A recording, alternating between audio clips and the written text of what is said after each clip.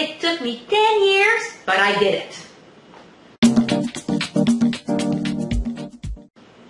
Bonjour, I am Rachel Leduc, Ambassador for Women's Potential, and today I would like to share with you a dream that I had in 2002. However, I fulfilled it only in 2013, and that dream was to take my car and to drive to BC. I wanted to drive west.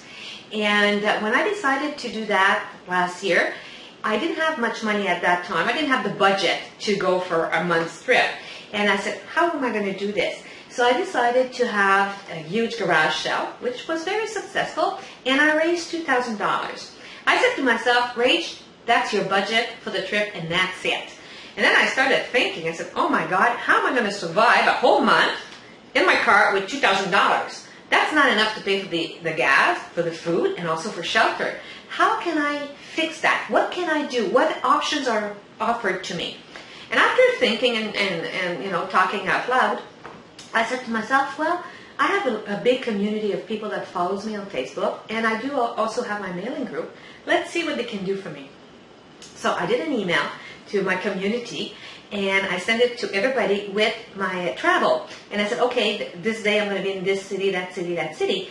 And I asked you guys, who do you know in that city that could offer me shelter for one night for free?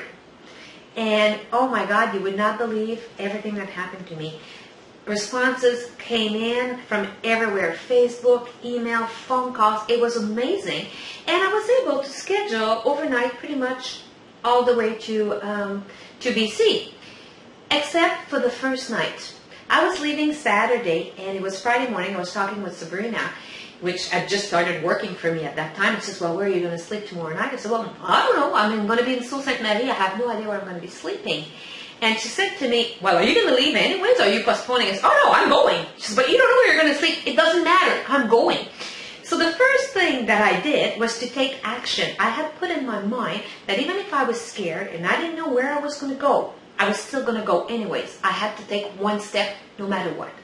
And you know what? Because I had that in my mind, Friday in the morning before noon or around noon, Jacqueline called me and we're talking. She says, I heard you're going, and we were talking about the trip, and she was wishing me well and that. And she says, where are you staying tomorrow night? I said, well, somewhere in Sault Ste. Marie, but I don't know where. She says, I know somebody. And she did a phone call, and at 6 o'clock that night, I found out that I had a place to stay on my first night, when I was leaving. So what I did is I said to myself that I was going to do a step no matter what. It didn't matter how scared I was. And I did. I was going to leave whether I had a place to stay or not. When I was traveling, I had some joys, I had some sorrow, I had some fears, a lot of fears, because I had no idea where I was going. I had no idea of the people where I was going to stay, because I didn't know any of them. I knew just one person in Edmonton, and I knew another person in Victoria, BC. But in between there, I had no idea where I was going. I didn't know if the house was going to be a nice house, poor, rich, clean, dirty. I was scared. And what I did is, when all these fears were coming up, I would stop my car and take my journal, and I would do some journaling. So I would write down my fears and why I was afraid and what was coming up and what was scaring me. And by putting it on paper, it made me feel better.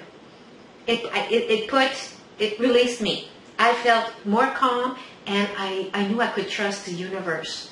And out I went. I did another step and went closer and closer.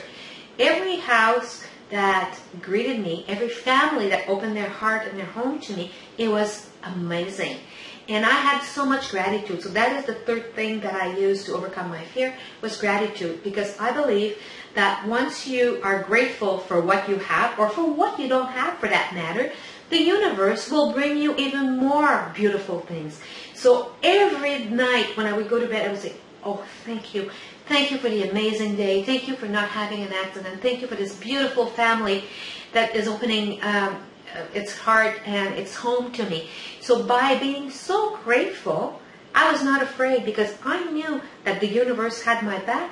And you know what? It was better and better and better. And every night was as good as the night before. So those are the three things that I used to overcome my fear when I was traveling down west. So I took some steps, I did some journaling, and my heart was full of gratitude.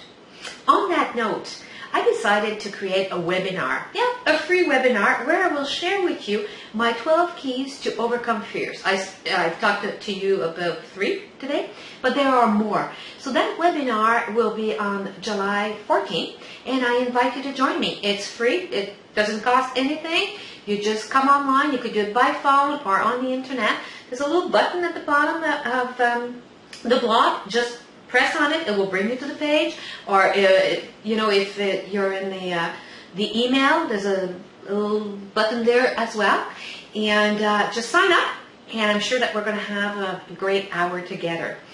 On that note, at the bottom of the blog, it says comments. Please write to me. I love reading you. I love to know what is good for you. How do you overcome your fear? What works for you? What doesn't work as well? I always like to be inspired by wonderful women just like you. On that note, I'm Rachel Leduc, Ambassador for Women's Potential. I'm telling you, please, please, please don't forget to live your life at your full potential. And I will see you real soon. Bye-bye.